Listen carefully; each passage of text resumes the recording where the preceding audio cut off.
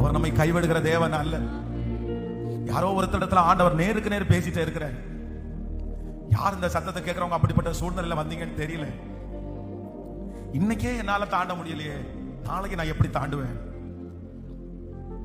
இந்த வயசுலயே இந்த சூழ்நிலையை என்னால மேற்கொள்ள முடியலையே, இனி நாட்கள் தாண்டும் போது நான் என்ன பண்ணுவேன்? ஒன்னே ஒண்ணு மட்டும் உங்க மனசுக்கு முன்னாடி வந்துட்டே இருக்குது. நான் என்ன பண்ணுவேன்? நான் என்ன பண்ணுவேன்? எப்படி இதை சரி பண்ணுவேன்?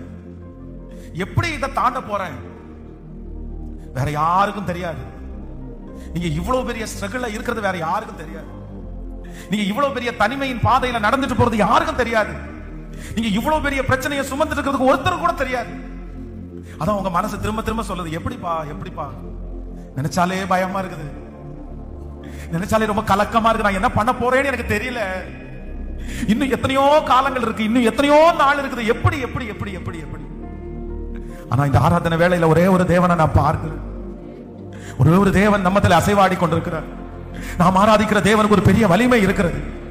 இல்ல, ஆண்டவர் சொல்றாரு, நீ பயப்பட வேண்டிய அவசியம் இல்ல, நீ நம்பிக்கை உள்ளவனா இருந்தா போதும். இல்ல, எவ்வளவு பெரிய பர்வதமானாலும் செருபாபேலாகிய உனக்கு முன்பாக அது எதிர்த்து நிற்பது இல்லை. பெரிய பர்வதமே, அந்த பிரச்சனையை பார்த்து தான் கர்த்தர் வாக்கு கொடுக்கிறார். பெரிய பர்வதமே, என் மகனுக்கு முன்னாடி, என் மகளுக்கு முன்னாடி வெகு சீக்கிரத்திலே நீ சமபூமி ஆவா என்று கர்த்தர் கட்டளை இடுகிறார்.